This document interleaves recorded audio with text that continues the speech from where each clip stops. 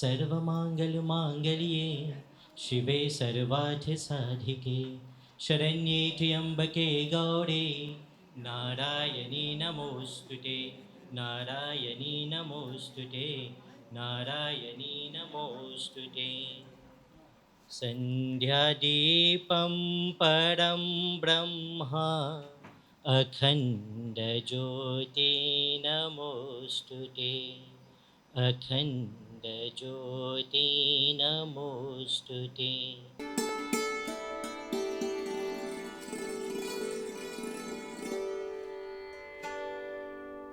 सभी को नमस्ते। हैजा परी जोन बड़ा जना हो जा, गुरुवाइन हो जा, गिटारिन हो जा, भाई बहन जितना हो जा हैजा तो लोग के नमस्ते करत हैं। हम आकाश बिहारी वाले देवप्रत गांव से हैं। कैसे हम गीत गवाई में आईनी, कैसे गीत गवाई सीखनी, ये हमर नानी के संगे सीखनी। जब छोटा रहनी हमर नानी गीत गवाई करे तो एक दिन बैठल है सब हमर नानी के संगे उ गुनगुनावता गुनगुनाता मैं एगो लिख सौंप देवत है।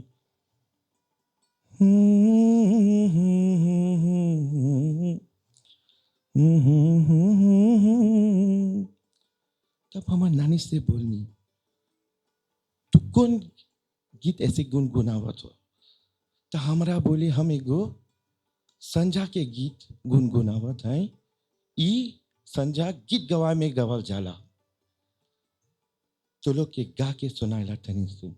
एगो छोटा सुन बोला जाला संजा में, सांझ भइले सांझ घरे घरे घूमे, सांझ भइले सांझ घरे घरे घूमे, के मोरे सांझा मनायो जी, के मोरे सांझा मनायो जी, अपने महलिया से निकले लन दादा, अपने महलिया से निकले लन बाबा, हमारा सांझा मनायो जी।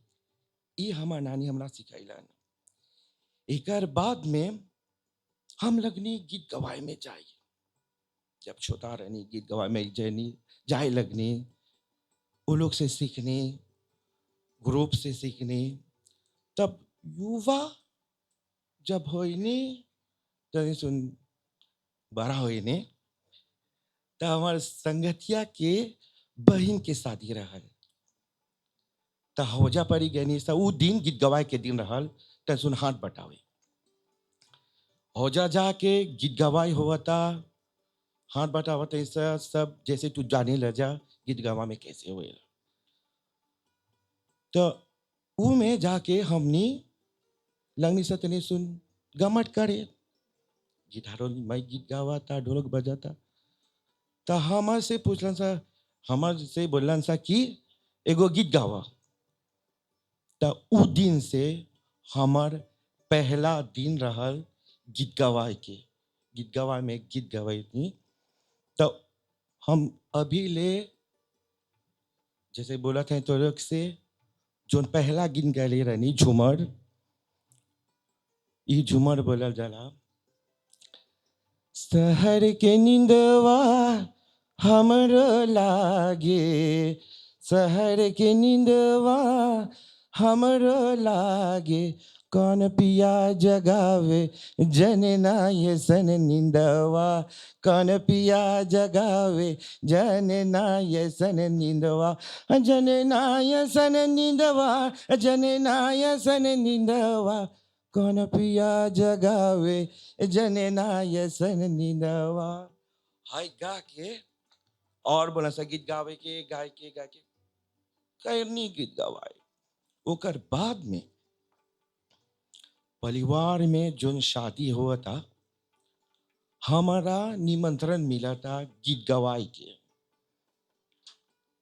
ए भैया हमार बेटी के भाई के, बेटा के, बहन के शादी बा, चले या गीत गवाए में हमरा टेलीफोन करे, न हल्दी के नेविदासो मिला था, न शादी के, न चौतारी के, कुछ हो, खाली गीत गवाए में हम जाते हैं।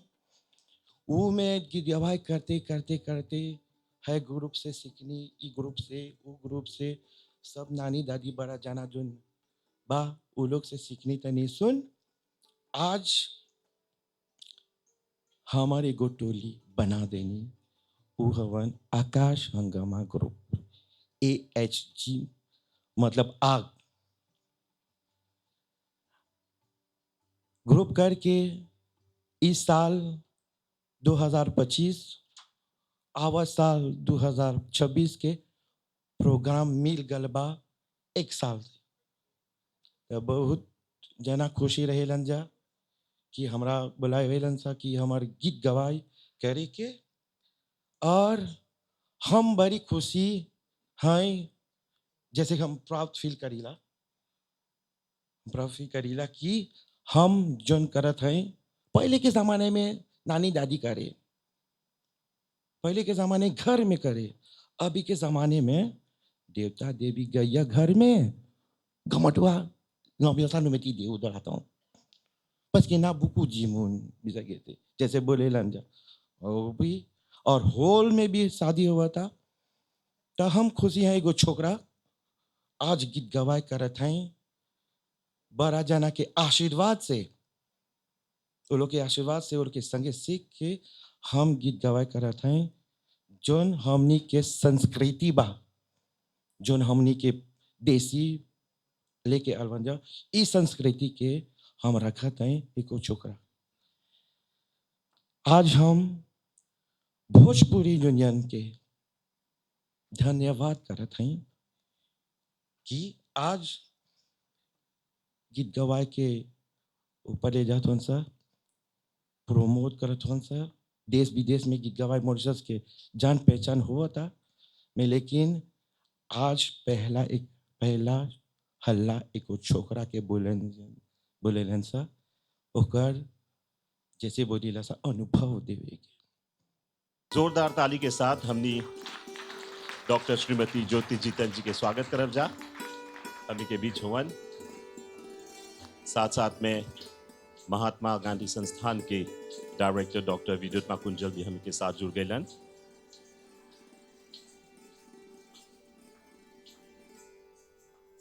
बाकी हमनी के कलाकार लोग से आग्रह करब जा, आप अपन स्थान ग्रहण कर।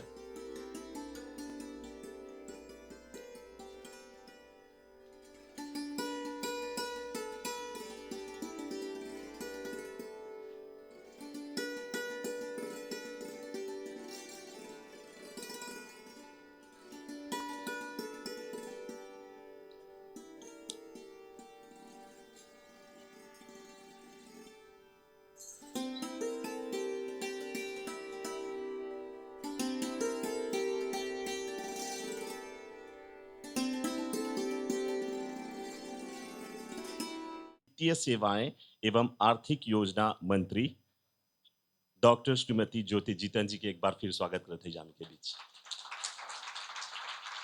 साथ में जाने लजा कि हमनी के वही आज सब मेहमान के स्वागत करत हुवन, डॉक्टर वर्षा रानी विशेषर दुलवा। बहुत धन्यवाद देव जा इनकरा, काहे कि आज इस सब कोई के हजा परी इकट्ठा करलन और एगो नवा सिरे से कार्यक्रम के तैयारी होल। बस 1 मिनट आगे अभी अत जा तम के भाई आकाश के सुनते एक दो गीत गावत, हम के भाई आकाश बाद में सकेला सुनब जा। साथ साथ में हम के डॉक्टर विद्युत माकुंजल जो महात्मा गांधी संस्थान के डायरेक्टर हुवन।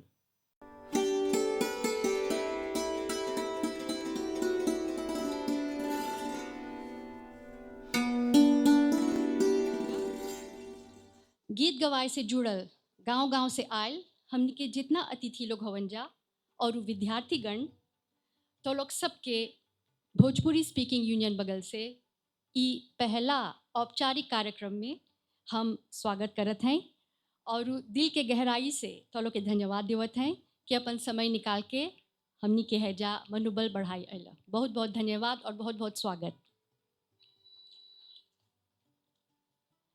मॉरिशस में आज के दिन गीत गवाए दिवस से जानल जाला।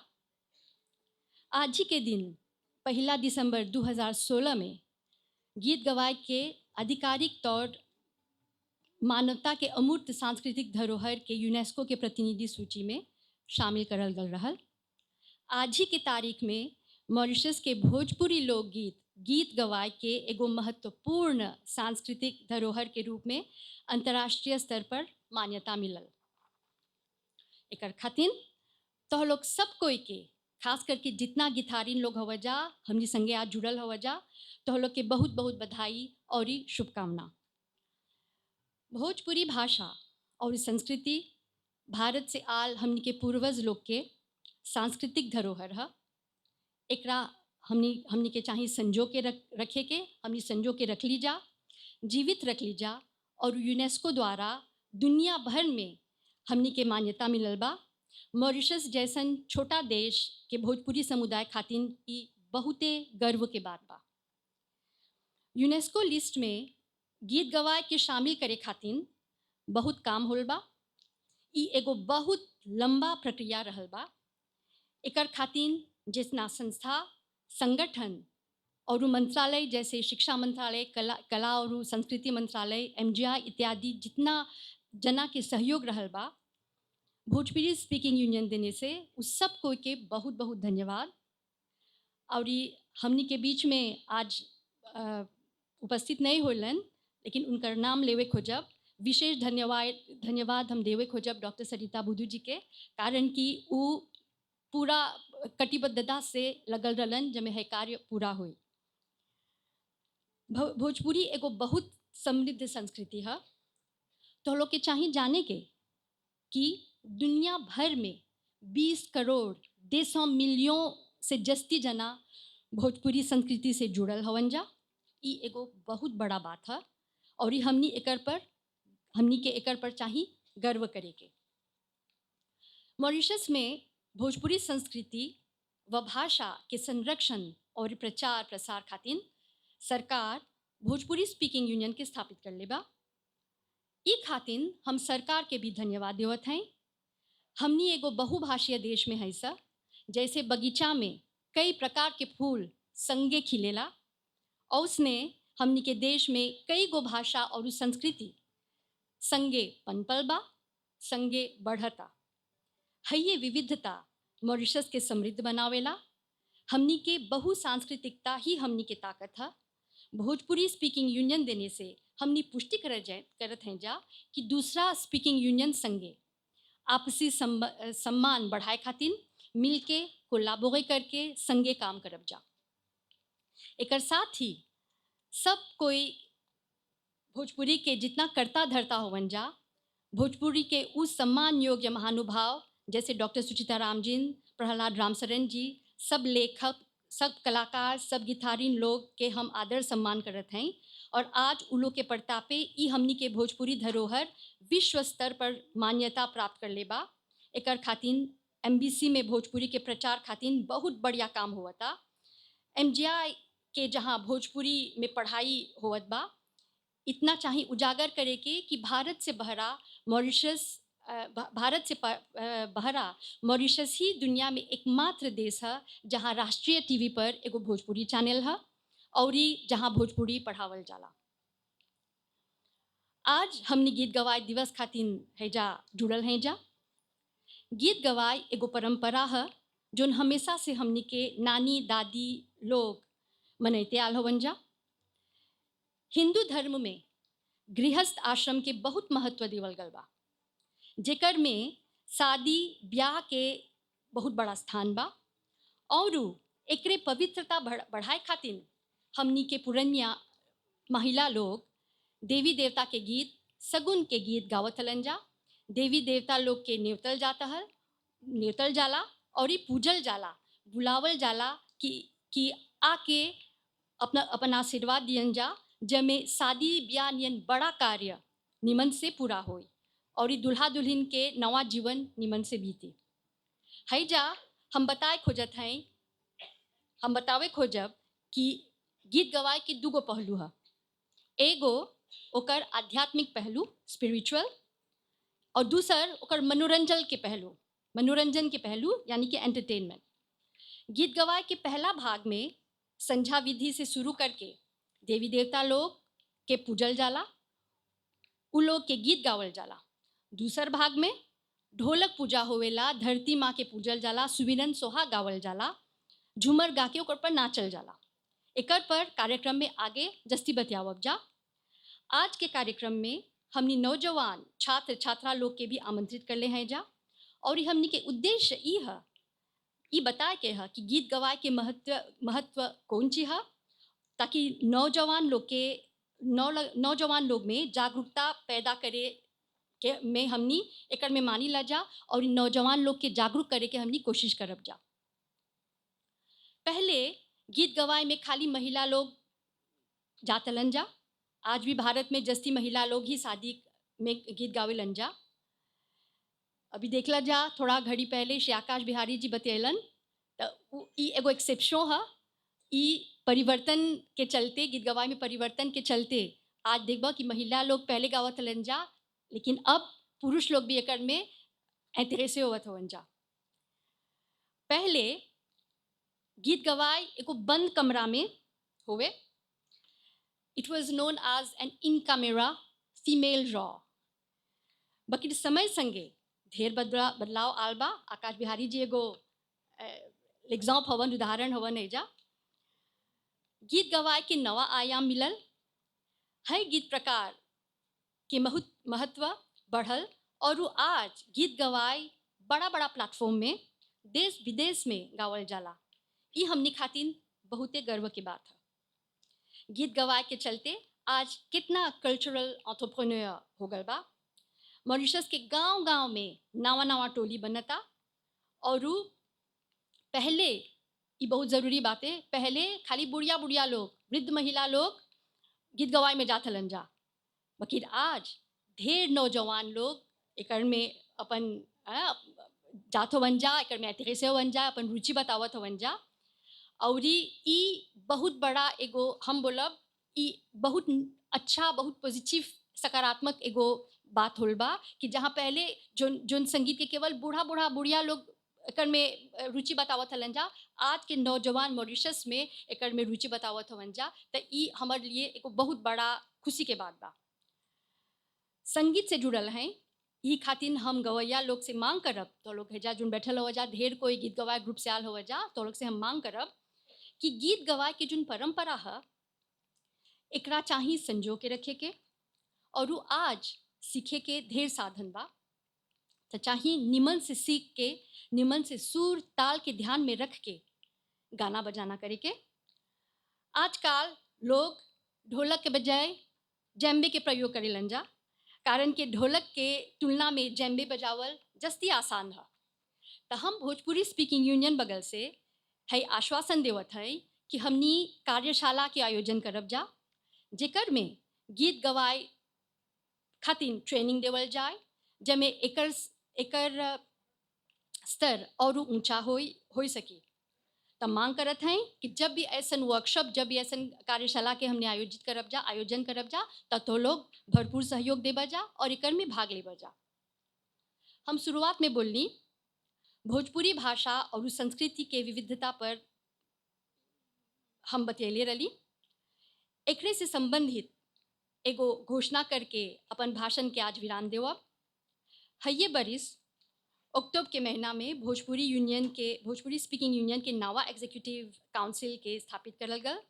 एगो ऐसन टीम बनल जेकर में अनुभवी सदस्य लोग, जवान होनहार लोग बा, और भोजपुरी के क्षेत्र में मीडिया और अकादमिक के दिग्गज लोग भी अवन जा।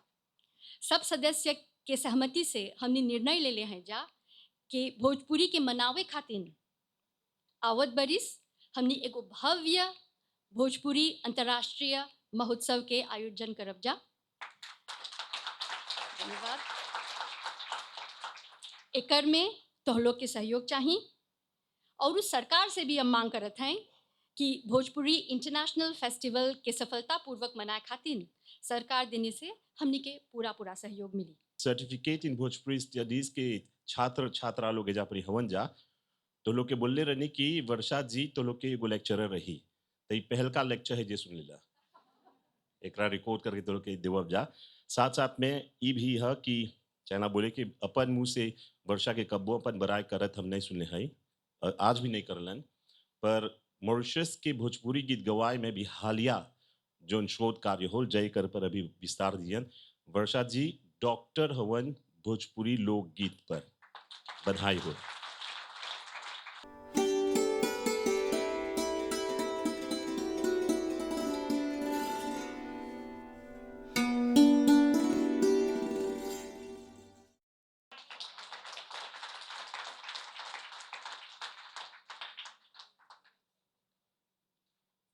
सभी भोजपुरी बोलने वाले बहन और भाई लोग, आज हमके बहुत खुशी और गर्व की बात है कि वर्षा मुझे बुलाइला यहाँ पर। और ये बात है कि हम लोग छोटा से एगो कॉम्प्लेक्स से गाँजी हुईला सा कि भोजपुरी नहीं चाहला बतियाए के शर्म की बात है, किरियोली बतिया या फौसी बतिया। और हम भी चाहला बोले के कि I was guilty of that. मैंने छोटे बच्चों को भी छोटे से हम लावोंचिया में रहते थे तो क्या था कि बच्चे लोग स्कूल जाएंगे उनको फ्रेंच बोलना चाहिए तो फ्रेंच में बोलते थे छोटा में। लेकिन हमारे बीच में माँ से मैं हमेशा भोजपुरी में बात करत रही सर, हमार सास से हमार ससुर से घर में सब कोई हमने हमेशा भोजपुरी बात करत रही सर। और हमने नहीं सोचिला सर कि लड़का लोग जब सुनेलन सर तो वो लोग रजिस्टर करेलन सर। बहुत सालों बाद हम मेरे 2 बच्चे हैं, कभी भी भोजपुरी नहीं बोला, कभी भी ना भोजपुरी ना हिंदी। लेकिन बहुत सालों बाद जब हम इंग्लैंड में थे तो मेरी सास जी आई थी और मम्मी भी आई थी। तो लड़का लोग दादी नानी से भोजपुरी में बतियाता and I was in a shock कि ये लड़का लोग कब सीखलक बतियाए के। हमनी तो कब ने बतियली सब अपने अपन लड़का से भोजपुरी में, लेकिन हमनी बतियात रही सा सब कोई तो लोग सुन ले रहल। आज सुन ले रहल तो रजिस्टर कर ले रहल कि सो मैं ये कहने वाल चाहती हूँ कि भोजपुरी जो है हमनी के भाषा, हम के संस्कृति मेरे पास मेरे लिए मेरे दिल के बहुत करीब है। शायद रियली में हमने गाँजी वाला ऐसा लॉन्विरोनमा में जहाँ सब कुछ भोजपुरी के उतू रहल। और मेरी शादी हुई लावोंचिया में तो वहाँ पर भी लावोंचिया लाल माची फ्लाक में सब कुछ ज़्यादातर भोजपुरी प्लांटिया के कम्युनिटी तो ज़्यादातर भोजपुरी में बोलती है। लेकिन क्या है वो 25-30 साल पहले आज कम से कम भोजपुरी बोलने लोग बहुत कम भोजपुरी बोलते हैं। आज हमको प्रमोशन करना पड़ रहा है और ये कैसे ये कुछ मेरे लिए और मैं इंडियन हाई कमिश्नर को हर बात जब मिलती हूँ तो ये बात कहती हूँ उनसे, please do something otherwise Bhojpuri will die a natural death. Please let's do something together. हमको ये पता नहीं चलता है कि भोजपुरी हमारे मॉरिशस के भोजपुरी और बिहार के भोजपुरी में कितना प्रॉक्सिमिटी है।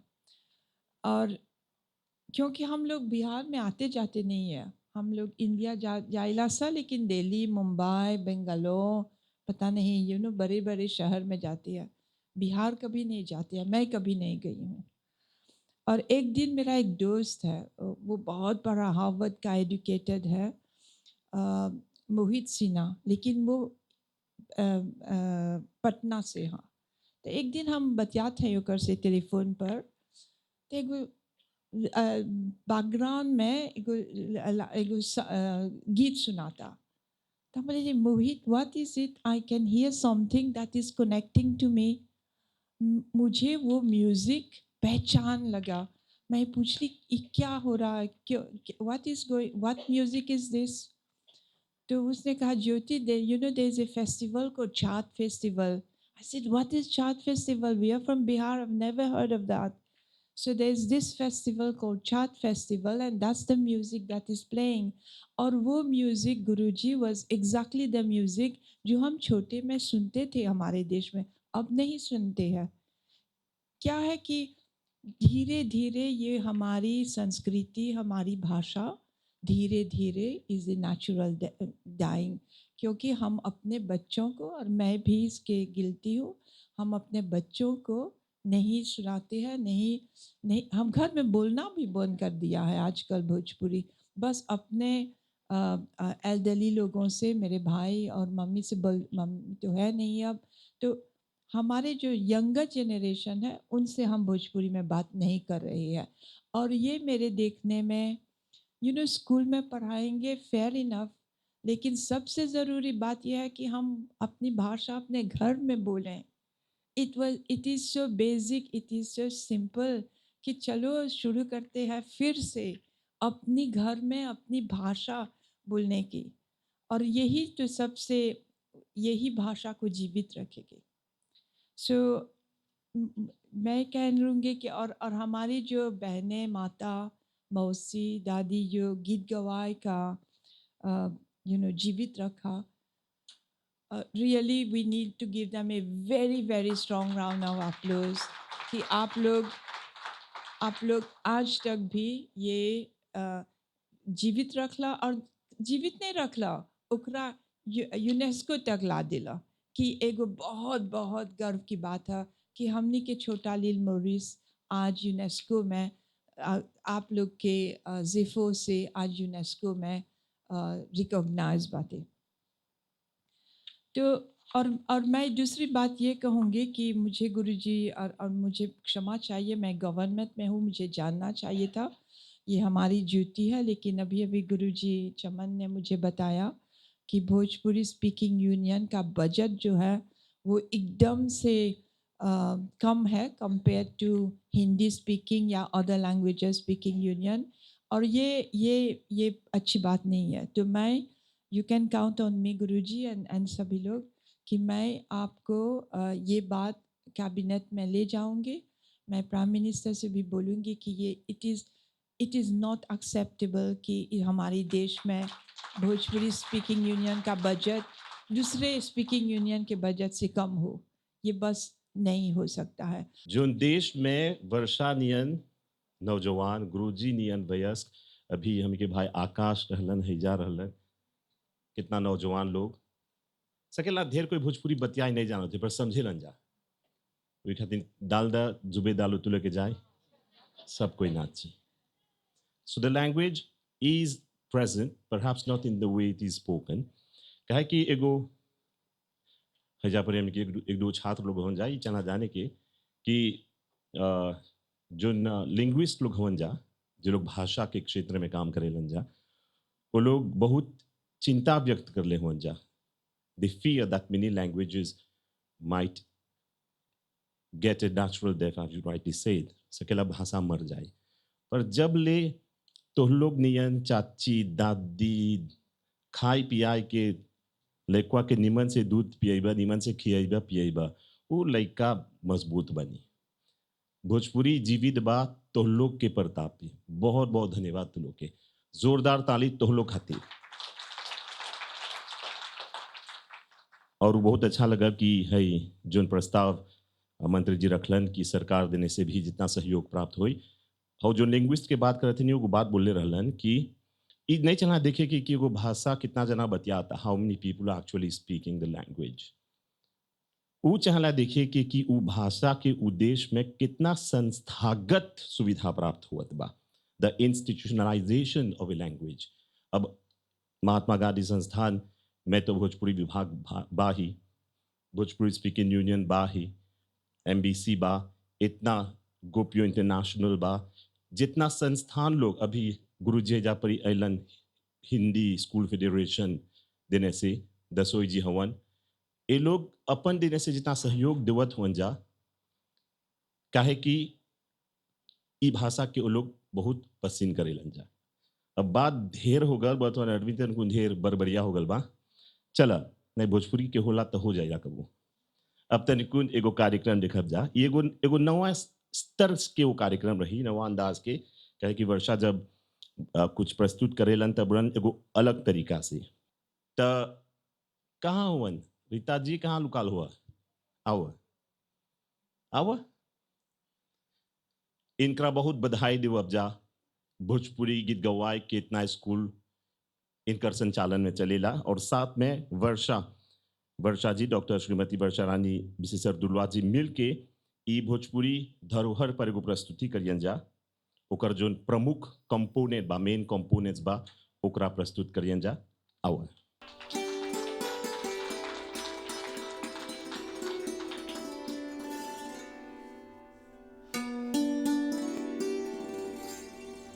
अच्छा, हमने गीत गवाए के बहुत लंबा हमने ने करब जा, ओकर में जो 4-5 गो मेन पॉइंट्स, ओकर मुख्य भाग है, ओकर पर बतियावब जा।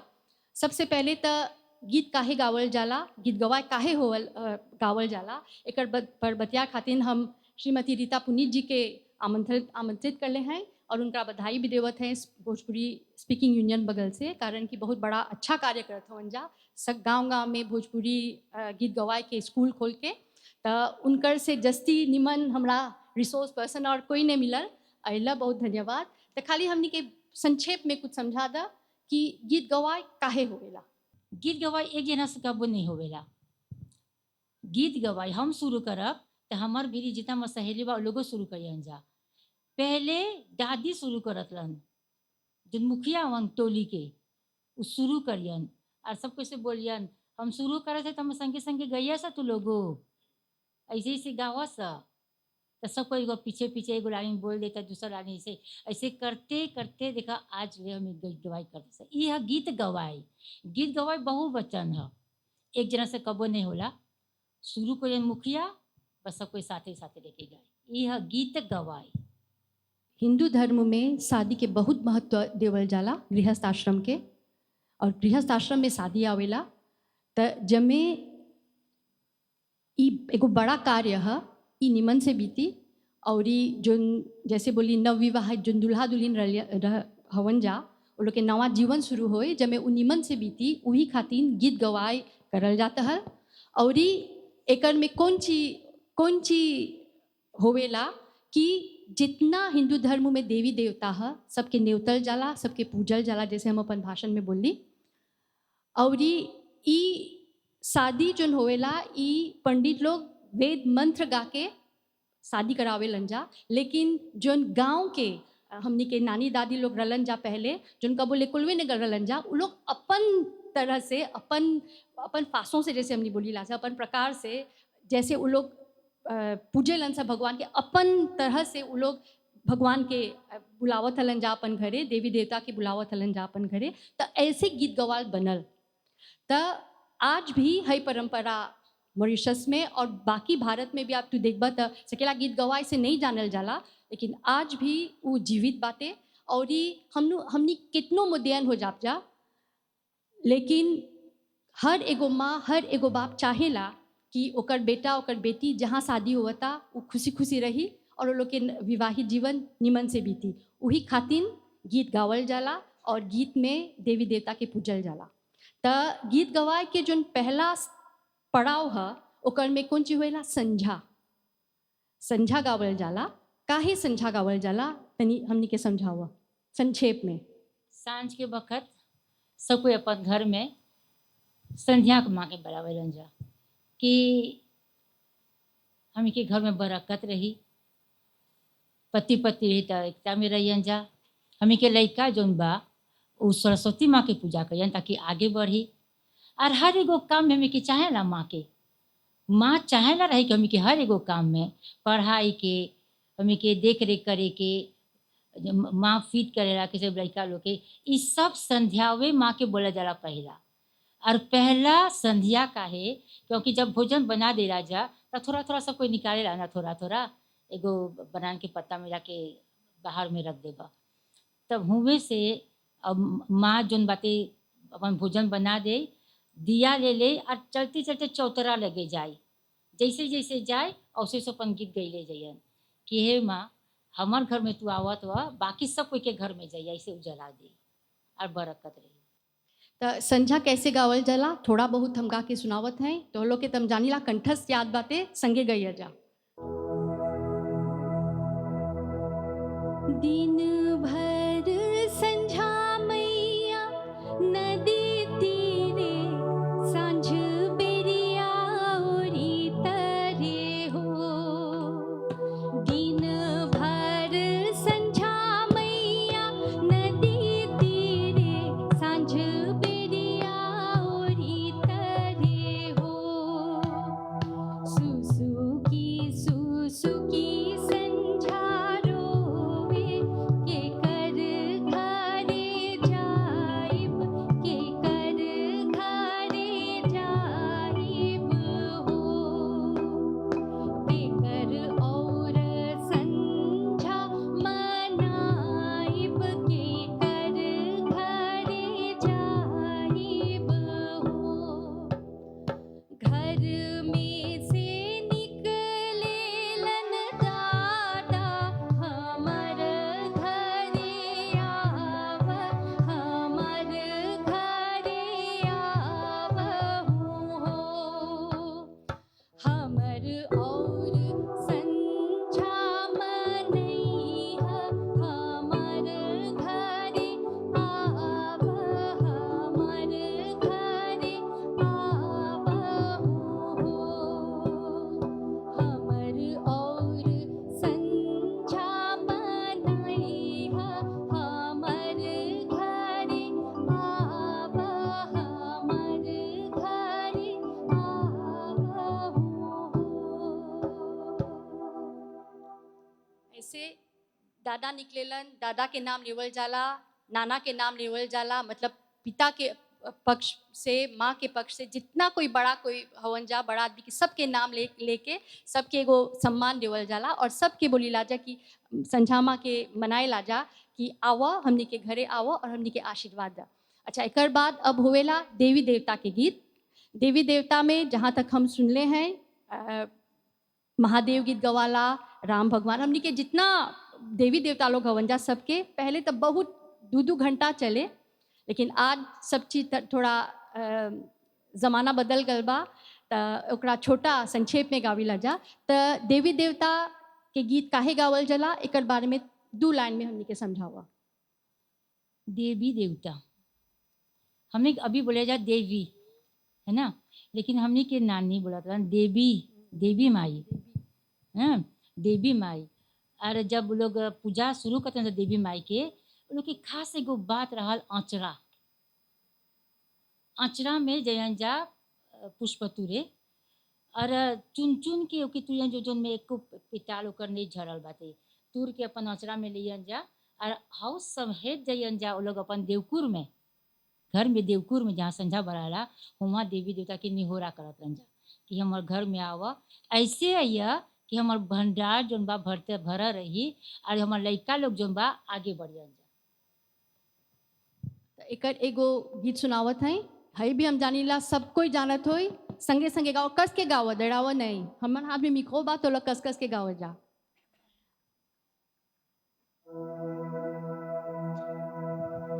नीमिया करवाई निमिया शीतला, बेयार बहे नीमिया करवाई निमिया शीतला, बेयार बहे हो। ताही तरे थाड़ा भैलन सूर्य देवता, नीमिया हार करे हो। ताही तरे थाड़ा भैलन ब्रह्मा विष्णु, नीमिया हार करे हो। नीमिया करवाई निमिया शीतला, बेयार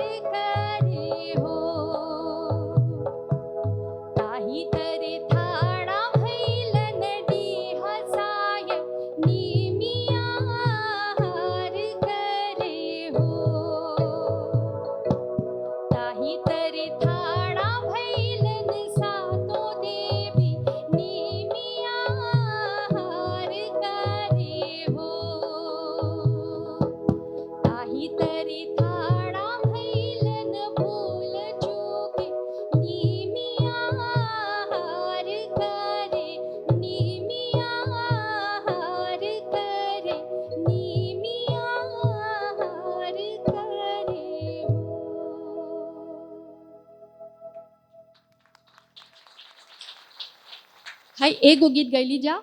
ऐसे पहले घंटों 2-2 3-3 घंटा लोग गावे देवी देवता राम भगवान के कि महादेव के, लेकिन हमनी एक गो गीत गा के खाली एगो उदाहरण के तौर पर। अच्छा एकर बाद अब ढोलक के प्रयोग होवेला गीत गवाई में, त अब कौन चीज होवेला ओकरा बोलल जाला ढोलक पूजा, और पहले बोलाता हल मांदर पूजा। त ई काहे चाही करे के?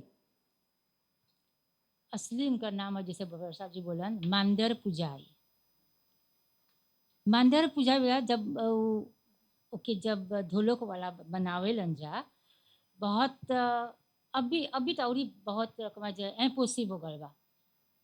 पहले सब कोई के दुआरी में कटहर के गाछी ये सब रहे, तो लोग हवे काट के अपन ढोलक बनावत लन जा, ढोलकिया लोग। और ऐसन वो लोग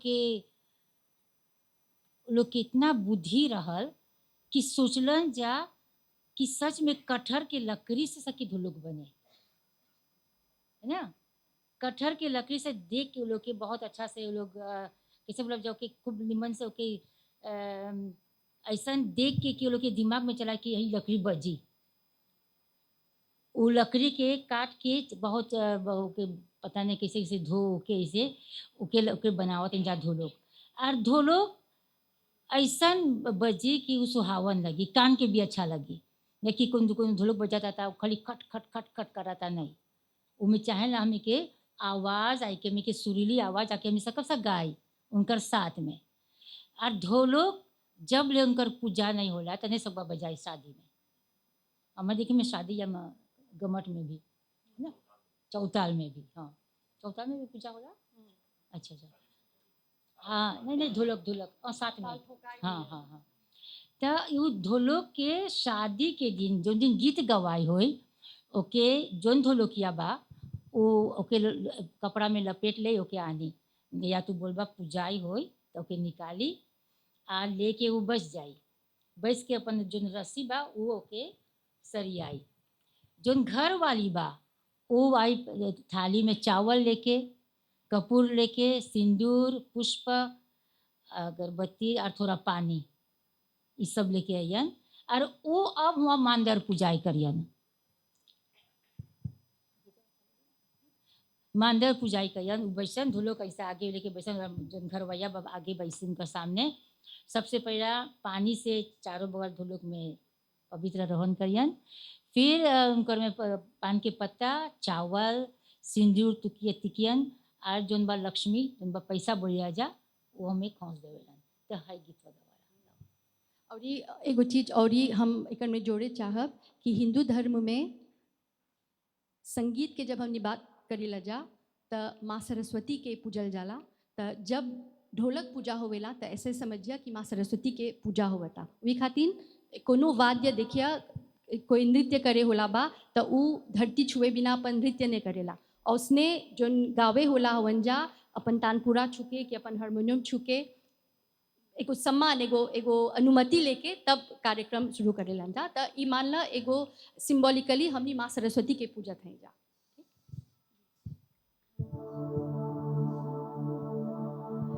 केही जे मांदर गढ़ावेला केही बेसाहेला हो, केही जे मांदर गढ़ावेला केही बेसाहेला हो। दादा जे मांदर गढ़ावेला अहो दादा मांदर गढ़ावेला दादी बेसाहेला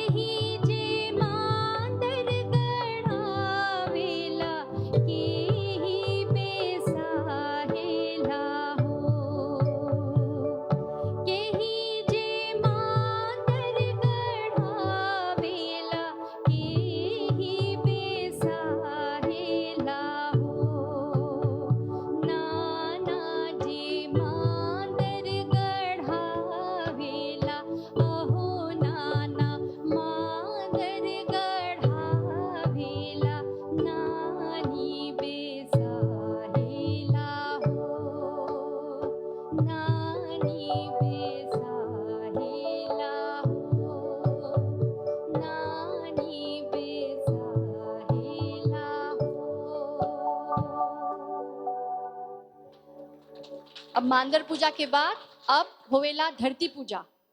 धरती पूजा काहे कि अब जब अपन वाद्य यंत्र के तू पूजा कर लेला, अब जोन नृत्य करे होला अयन आल होवन जा, तो उन लोग के चाहिए अब अनुमति मांगे के धरती मैया से कि हमनी अब नृत्य करब जा। तो कैसे करल जाला धरती बंधाई, एकर पर दू शब्द बोला। धरती बंधाई जोन जोन जगह घरे में गल है जा हौजा से या उनकर चाची रहियन, कुल के मतलब है, चाची रहियन या उनकर बेटी रहियन कि बहू रहियन कि कदम लोग अपन परिवार ने होवन जा, पड़ोस के होवन जा, लेकिन वही गांव के वही के होवन जा, वो लोग बहुत अच्छा से वो लोग बन तैयार होलन जा। क्योंकि धरती बांधे के तोरा मतलब है कि आशीर्वाद ला धरती माँ से। और इसे देखिए हमें कि दादी लोग बहुत आगे के पनौचरा पहनत लन जा कि जो आशीर्वाद हम मांगत है कहाँ दियन, हमें आंसरा में तो आंसरा पसार के ले जा इसे। और सबसे पहला वो अपन कपड़ा बहुत अच्छा से तैयार करेलन, आंचरा आगे के करके अपन सिंदूर डाल के बिंदी सब डाल के, और बीच में जब बैसियन आगे ऐसे खड़ा होके, लोग तो पहले तो बहुत बड़ा बड़ा लहंगा पहनत रहन सब लोग, ऐसे घूमियन जाता लहंगा सबके छा दिए नवा, बैठ जाइए हो से बैठ जाइयन, तब बोलियन अब तू गावा। उस पहुआ पर जो घरवैया बा वो पहला के एगो पान के पत्ता में सिंदूर और थोड़ा पैसा रख दी हो में, वो आगे देवता देखा हम ही डाले था गीत गाई, लेकिन धरतीवा हुआ के ओकर घरवा के तनी सब सकते घरवैया आए एगो पान के पत्ता में सिंदूर और थोड़ा पैसा और पान के पुष्प रख दी वहाँ पर, बोली कि हम आज्ञा देवत है ये पूजा करियन, फिर एक बाद में वो अपन सिस्टम करियन। तब वो जो जगतवा धरती बांधी वो वहाँ बैठ जाइयन, तब शुरू हो धरती बंधाई। और एक बाद फिर कौन ची गावल जाला, कौन विधि हुएला? ओकर बाद में सोहाग गवाला, ओकर बाद में सुमिरन कब गवाला? सोहाग गाते के सुमिरन एग्जाम बोले खो जब कि सोहाग जो है ये खाली शादी में गवाला, ये और कहूँ नहीं देखबा गवाला, कारण कि शब्द ही देखा सोहाग इस शादी से जुड़ल एगो शब्द है, ये खाली शादी में गवाला। और ये हम जो सुनले हैं पता नहीं तो लोग जानबा जा कि छोकरा के शादी में जो सोहाग गवाला और छोकरी के शादी में जो सोहाग गवाला वो अलग है, ये तो लोग बोलबा जा, हम बाद में तो लोग से सीखब। और ये फिर एक बाद तब झूमर गवाला। तो आज के कार्यक्रम जब में जस्ती लंबा नहीं हुई, हम थोड़ा संक्षेप में गा देवत हैं। अब थपड़ी बजाए के बारी चलाल बा, तो सब कोई साथ दिया जा। हम जानते हैं गीतवा सब कोई जानता, तो हम सब ने गावत हैं, खाली एगो धरती बंधाई गीत गावत हैं, लेकिन हम बोल देवत हैं सब कोई के चाहिए गाय के संगे। गए बजा कि नहीं? चल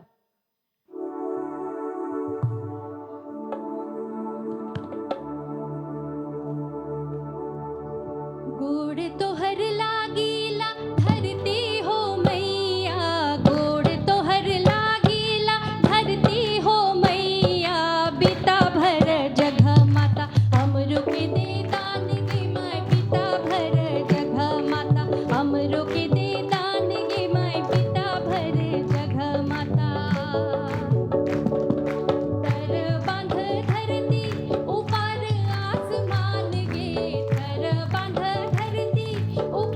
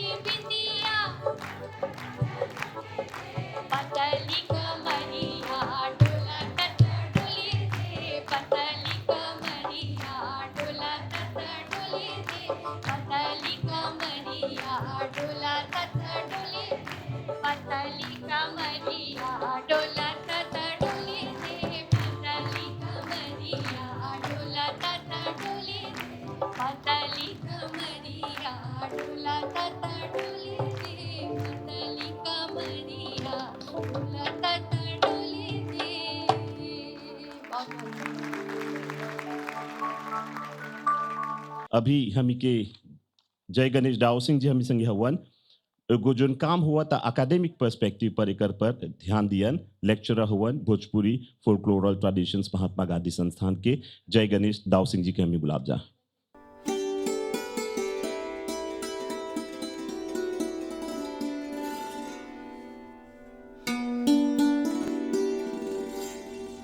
सभागार में उपस्थित माननीय अतिथिगण, मातृशक्ति, सज्जन पुरुषों, नन्हे मुन्ने बच्चों, सबको के हमार नमस्ते।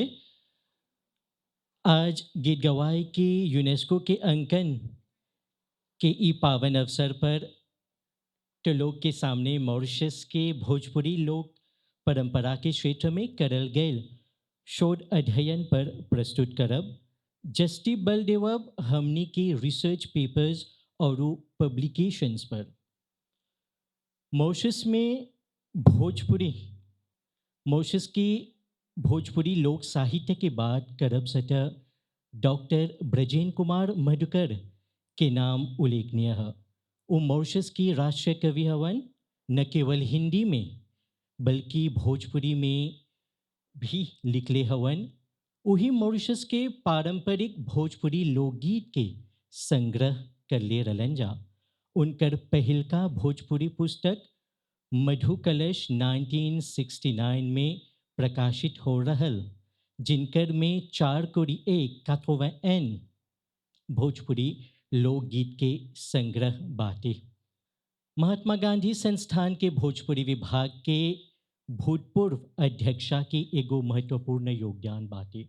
डॉक्टर सचिदाराम दीन के संस्कार मंजरी, जिनकर में 400 से अधिक भोजपुरी विश्लेषित संस्कार गीत बाटे, तथा 2000 में महात्मा गांधी संस्थान के सुगम प्रांगण में विश्व भोजपुरी सम्मेलन के एगो मैगजीन वो बाटे प्रकाशित, जिनकर में भोजपुरी के अनेक लेख बाटे।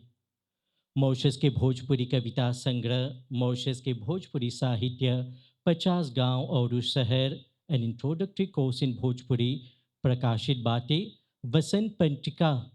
वसंत पत्रिकाओं के भोजपुरी विशेषांक उल्लेखनीय बाटे।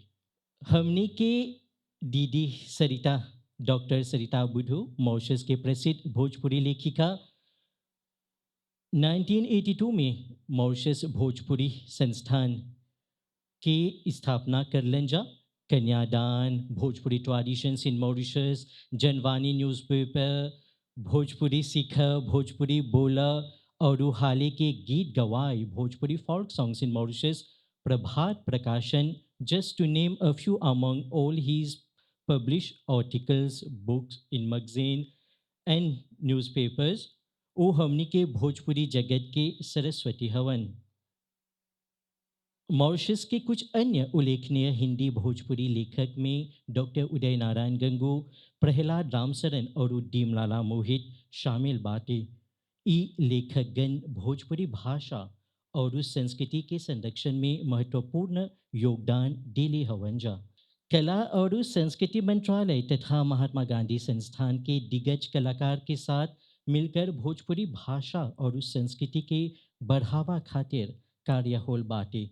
भोजपुरी स्पीकिंग यूनियन के साथ भोजपुरी सीखा तथा भोजपुरी में डॉक्टर अरविंद बिसेसर के Bhojpuri folk tales in Mauritius, published by the Research Institute and Cultures of Asia and Africa, Tokyo university of foreign studies, हैजा उल्लेखनीय है।